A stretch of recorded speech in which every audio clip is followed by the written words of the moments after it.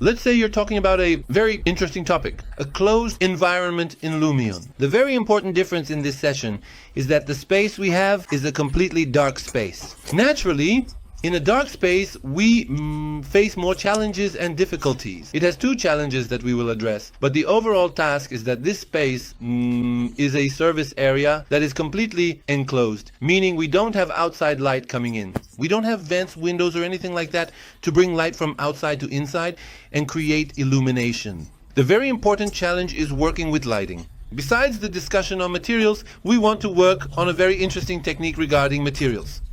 But a very important point is how we should handle this. We need to do the lighting. The lighting of this space is very important. If you pay attention, you will see the lighting arrangement. Well, in this space, we have installed these halogens in a double manner. In this way, in the space we currently have, with such dimensions, 4 halogens are enough to work even if the space is dark. Based on the brightness and darkness of the space and the light you want, you should arrange them. But guys, let me tell you a point. Do these in 3D simulation. That means come and implement it to see where the fixtures are supposed to be placed. Where are we supposed to install those halogens? Well, I arranged the type and style of the halogens in such a way that they illuminate all around the walls and at the same time the space. In the middle, there should also be a bright space and a play of light and shadow, depending on the distance we have, which is crucial for me to feel in my work. Then, when we have an enclosed space, we usually shouldn't have the outside environment coming inside. That means we had the outside light coming in, and the environment shouldn't be too aligned with the outside. The Lumion computational algorithm is such that it calculates some parts approximately. Sometimes when we work on skylights, these corners of our work create a kind of brightness. Some of you might call it light leakage, which creates brightness that you might have encountered while working on it at times. One way you can eliminate light leaks is by using a technique I developed myself, which I call the eggshell technique. Imagine placing this entire environment inside an eggshell, but it doesn't have to be oval.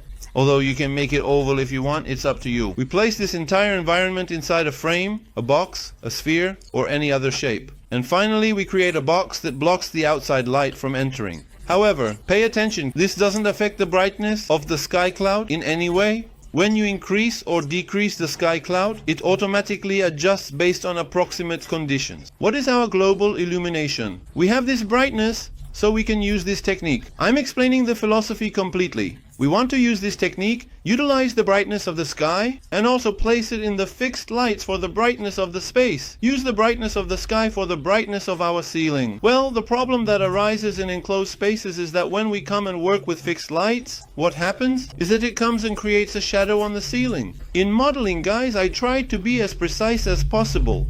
For example, here I placed this tile because I wanted the seam to be visible, so I simulated the seam of this tile. When it's done, guys, you go to this box, and what I do is I draw a box exactly around it. You can do this in any software, and I look at it from different angles. I try to ensure that my box doesn't go inside my work. Since Lumion recognizes one face, I see what I do is give it a shell or a thickness to this box in this way. Now I give it a thickness of, for example, 1 centimeter. It doesn't matter. You give it a thickness so that light doesn't pass through, meaning you're somehow blocking the light. And well, in this case, your specifications proceed a bit more accurately. Make sure to convert it to moderation as you worked on it. We bring the entire work and import it into Lumion, export it and import it into Lumion.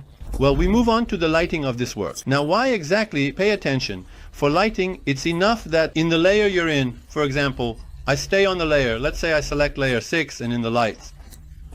In such a space, naturally, we don't have outside light coming in, right? So what is our art in arranging? It's in arranging the proofs, meaning I have to come and use these proofs to my advantage. Now, any proof at the beginning of the work, I always come and place a proof. Mr. Zinand. Guys, if I come and place the proof here, you see what kind of darkness it creates for me in this part. I can do something. I can pull this proof a little further this way. The effect, meaning exactly the darkness towards the ceiling. What should I do? Reduce it. Well, should I put 2 proofs? Yes, I can also put 2 proofs. I can work with just 1 proof as well, because the lighting calculations in Lumion are usually not that precise. Alright, like this. And here you see it lit up this area, it lit up the wall, it became a bit abnormal. I can adjust it a bit. Move it away from the wall a little. Move it. Away from this frame to tidy up my work. See how beautiful it became. I came and used 4 to 6 proofs to light up my space based on the material I created. In this way, it shows the texture so well. What are we moving on to? Lighting. Guys, do you know how much giving material makes the work beautiful? Well, and the placement of these lights and the speckles can make the work much more beautiful. The more these speckles are felt in the work, the more natural it becomes. We get closer to that real world. Now I'm in my editor environment. See how well it's done. Yes, arranging the props correctly, arranging the lights correctly has such an impact you can't imagine. Where am I going back to? Towards hidden lighting. Here I placed hidden lighting around 2 sides of my screen. Now if you placed it, if you didn't, then nothing. If you placed it, like I did in this design to illuminate around my work, I move on to the police hue and linear light sources. Okay, let me show from this part, from this corner.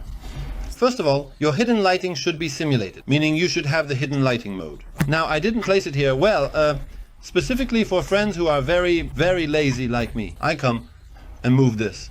It takes a little time. These no linear lights take time, guys. Okay, this isn't something where you say, wow, how much patience do I need to have? I come and spread it. What's here? On this wall. So when I look from down here, what should I do with that brightness? On my wall, touch it. Now I can work on it a bit more slanted, for example. I mean, I can come and work at an angle like this. Let me see here. Aha, like this. You see. I come like this and work even more slanted, just enough. But this slant causes it to become a line. Okay. So I place these lights. All right.